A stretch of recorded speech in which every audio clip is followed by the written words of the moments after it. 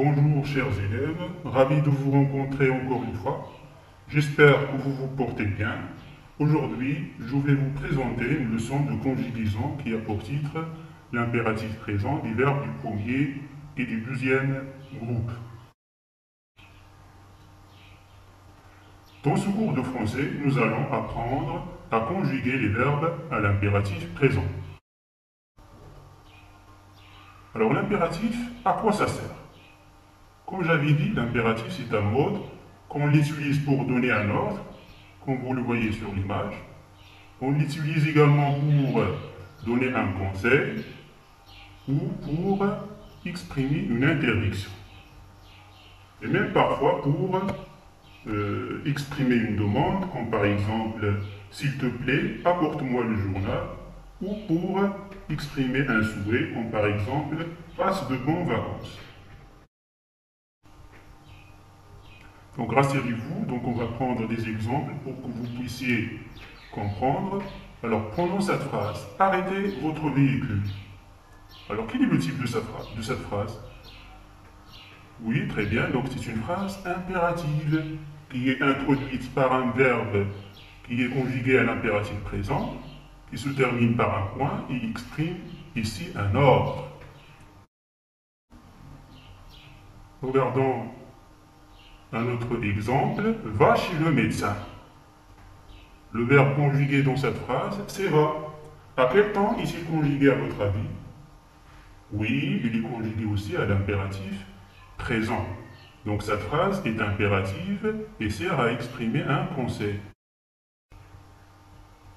Un autre exemple, ne passez pas par cette route. Alors comme vous le voyez sur l'image, donc cette phrase exprime une interdiction. Ne passez pas par cette route. C'est une phrase qui est introduite par un verbe à l'impératif présent qui se termine par un point d'exclamation et exprime une interdiction. Donc c'est une phrase impérative et le verbe est conjugué à l'impératif présent évidemment. Alors comment reconnaît-on l'impératif présent? Alors ça, c'est ce qu'on va voir maintenant. Donc en ce qui concerne sa formation, donc il n'y a pas de sujet exprimé, donc le verbe formé d'un seul mot est conjugué seulement avec trois personnes. Donc à la deuxième personne du singulier et aux premières et deuxième personnes du pluriel. Donc la deuxième personne du singulier correspond à tu, la première personne du pluriel correspond à nous et la deuxième personne du pluriel correspond à vous. Un exemple, donc finis ta soupe, arrêtons de discuter, rentrez chez vous. Donc la première phrase, donc le verbe est conjugué à l'impératif présent à la deuxième personne du singulier. La deuxième phrase, arrêtons de discuter, le verbe c'est arrêtons, il est conjugué à l'impératif présent à la première personne du pluriel. Et rentrez chez vous, donc c'est une phrase impérative. Donc le verbe c'est rentrer, conjugué aussi à l'impératif présent, à la deuxième personne du pluriel. Comment conjuguer un verbe à l'impératif présent? Alors c'est très simple, donc d'une manière générale, à l'impératif présent, les verbes se forment comme au présent, donc avec trois personnes seulement et sans sujet. Mais attention aux exceptions. Fais attention aux exceptions. Donc on va prendre des exemples. Écoute le professeur, finis tes devoirs et mangez votre soupe. Alors pour ces trois phrases, le verbe est comme au présent mais sans sujet exprimé. Donc pour mieux comprendre, donc on va comparer entre le présent de l'indicatif et le présent de l'impératif. Donc on va prendre un verbe du premier groupe qui est le verbe parler. Alors si vous connaissez la conjugaison des verbes du premier et du deuxième groupe au présent de l'indicatif, donc vous ne trouverez pas de difficultés. Et la raison pour laquelle je vous ai demandé de réviser l'indicatif présent. Donc, parler à l'indicatif présent, donc on dit je parle, tu parles, S, il ou elle parle E, nous parlons ONS, vous parlez EZ, il ou elle parle EN. Alors pour passer de l'indicatif présent à l'impératif présent, donc c'est très simple. Alors qu'est-ce qu'on fait?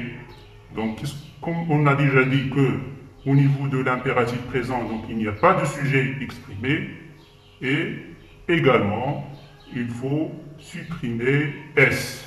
Donc il faut laisser tomber la lettre S. On dit tout simplement parle. Également on supprime nous et vous. Donc à l'impératif présent, on dit parle, parlons, parlez. Donc la même chose pour les verbes du deuxième groupe. Comme exemple ici, on a choisi le verbe finir.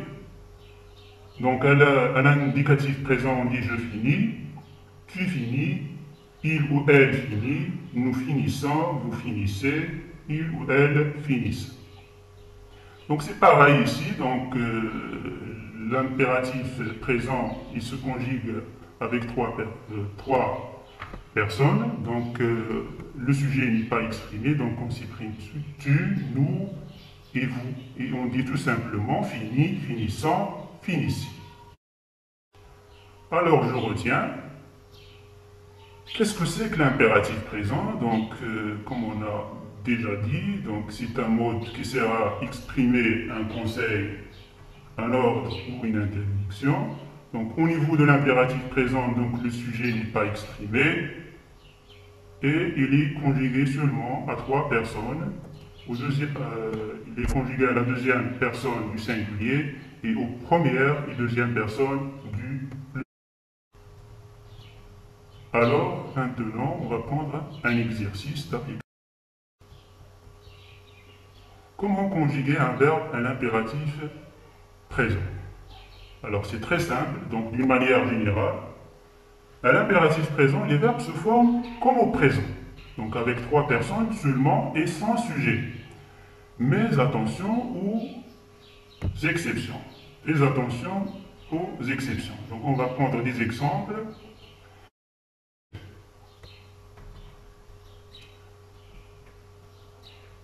On passe maintenant à la correction. Rester devient restant, attentif au bruit, donc la première personne du pluriel. Choisir, choisis un casque de bonne qualité et vérifie que les freins fonctionnent bien. Pour rouler, donc rouler à 1 mètre du bord de la chaussée ou des voitures stationnées et rester attentif.